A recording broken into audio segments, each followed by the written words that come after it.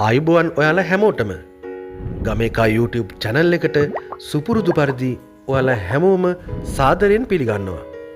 ඉතින් අද වීඩියෝ එකෙන් මම කියලා දෙනවා අපේ පොඩිත්තන්ට සෙල්ලම් කරන්න ලස්සන හුරු බුහුති පුංචි සෙල්ලම් ගයක් හදාගන්න විදිය. මේ සෙල්ලම් ගේ හදන්න PVC බට ඉවත දාන සාරි ඒ වගේම ඉස්කුරුප් යන කීපයකුත් විතරයි අවශ්‍ය වෙන්නේ.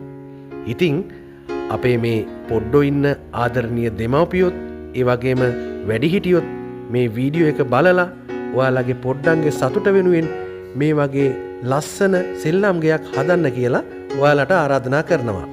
එහෙමනම් අපි මේ සෙල්ලම් ගේ හදන විදිය බලමු.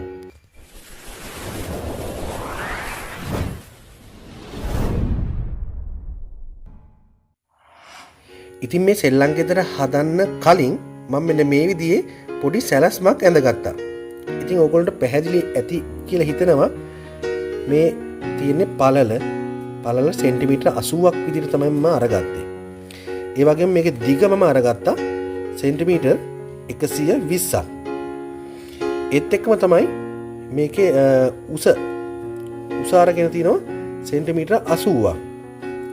ඒ වගේම තමයි මෙතන ඔයගොල්ලන්ට පේනවා ඇති මෙතන දොර යන එන දොර හදලා තියෙනවා. ඒ දොර සෙන්ටිමීටර් 35ක්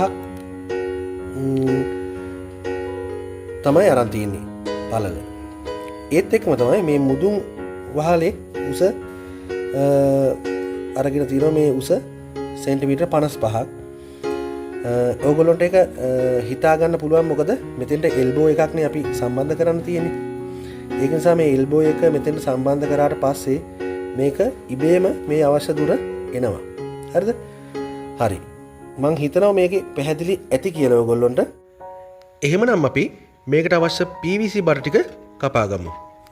ඉතින් මේ සඳහා මම අඟල් භාගේ PVC බට තමයි යොදාගත්තේ සහ ඒකට අදාළ එල්බෝ සහ T සොකට්.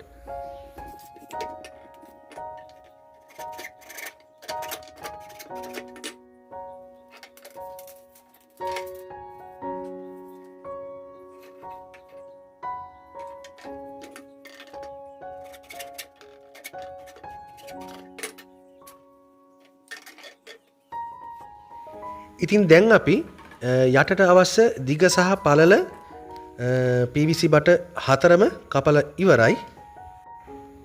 ඉතින් ඊට පස්සේ අඟල් භාගේ එල්බෝ සොකට් යොදාගෙන මම මේ කෑලි හතර සම්බන්ධ කරගන්නවා. මේක සම්බන්ධ කරලා ඉවර වුණාට පස්සේ සෙන්ටිමීටර 80යි 120 ඍජු කෝණාශ්‍රයක් තමයි අවසානට එන්නේ. ඉතින් මේ විදිහේ 80යි 120 ඍජු කෝණාශ්‍ර දෙකක් අපිට අවශ්‍ය වෙනවා මේකට. ඉතින් දෙකම හදාගෙන ඉවරුණාට පස්සේ සෙන්ටිමීටර 80 දිග අපි දන්නවා මේකේ උස සෙන්ටිමීටර 80යි කියලා අපි ගත්තේ. ඒ 80 බට හතරක් කපලා අරගෙන ඒකට ඒ බට හතරේ පැති 8ක් තියෙනවා. ඒ 8ටම එන් කැප් ගහ ගන්න ඕන මෙන්න මේ විදියට.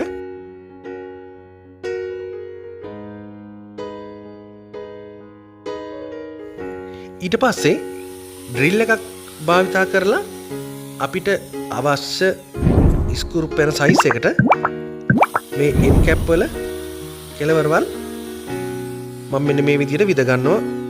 ඊට පස්සේ මෙන්න මේ විදියට අපි අර 80යි 120 ඍජු කෝණාශ්‍රය එකක් අරගෙන ඒ කුඩින් අපි අර 80ක් දිග එන් කැප් කරගත්ත බටයක් තියලා මේ විදියට එල්බෝ එක හරහා යන විදියට ස්ක්‍රූ ඇණය සවි කරගන්නවා.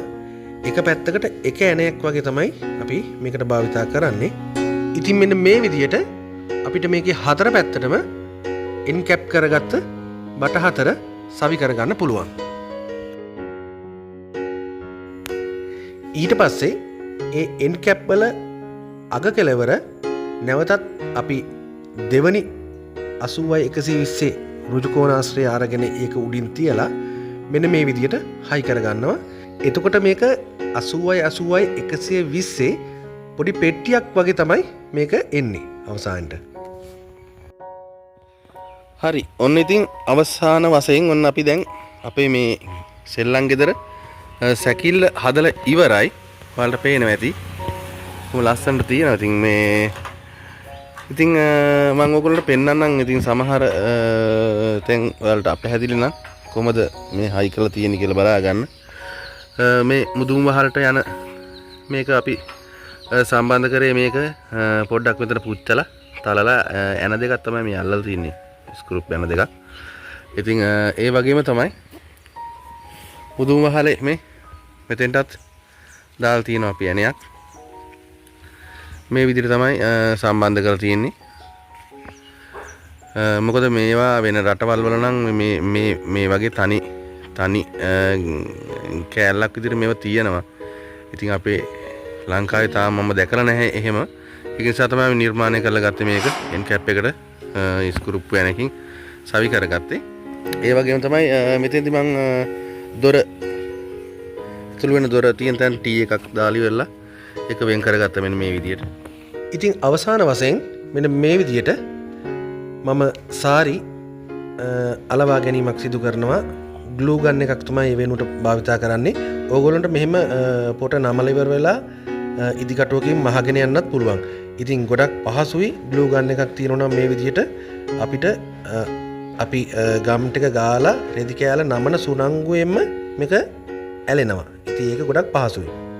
ඉතින් මේ විදියට මං වටේ ටික ඒ කියන්නේ බිත්ති ටික අපි කියන්නේ බිත්තිනේ බිත්ති ටිකට අදාළ සාරි මේ විදියට අලවගෙන ඉවර කරගත්තා. ඒත් එක්කම මුදුන් බිත්ති දෙකට මම වෙන පාට සාරියක් තමයි භාවිතා කරේ. කොළ පාට සාරි කෑලි දෙකක් භාවිතා කරලා මෙන්න මේ විදියට අලවගත්තා. ඉතින් අවසාන වශයෙන් මම වහලයත් මේකේ වෙන වගේ තැඹිලි පාට සාරියක් භාවිතා කරලා තමයි අලවගත්තේ. ඉතින් අපේ වැඩේ මෙතනින් පස්සේ ඉවරයි. ඔයගොල්ලන්ට පේනවා ඇති ඉතාමත් අඩු වියදමකින් තමයි මේක කරේ. සාමාන්‍යයෙන් දැන් තියෙන මුදලත් එක්ක නම් රුපියල් 2000කටත් අඩු මුදලක් තමයි මේ සම්පූර්ණම වියදම යන්නේ. වැදගත්ම දේ තමයි මේ සෙල්ලම් ගෙදර අපිට අවශ්‍ය ඕනම තැනකට අරගෙන යන්න පුළුවන්. ඉතින් අන්න ඒකයි වටින්නේ. දරුවන්ට වැහි දවසක් වගේ වුණොත් ගේ ඇතුළට අරගෙන සෙල්ලම් කරන්න පුළුවන්. එහෙම නැත්නම් එලි මහලට අරගෙන ගිහිල්ලා සෙල්ලම් කරන්නත් පුළුවන්. ඉතින් මම ඔයාලට ආරාධනා කරනවා මේ වගේ සෙල්ලම් ගයක් හදන්න. සෙල්ලම් ගේ හදාගෙන ඉද්දි මොන හරි ගැටලුවක් ආවොත් පහල කමෙන්ට් සෙක්ෂන් එකේ සඳහන් කරන්න. ඉතින් වීඩියෝ එක හොඳයි කියලා හිතනවනම් තවත් කෙනෙක්ට බලා ගන්න ෂෙයා කරන්න. එහෙමනම් ඔයාලා හැමෝටම සුබ දවසක් ප්‍රාර්ථනා කරනවා.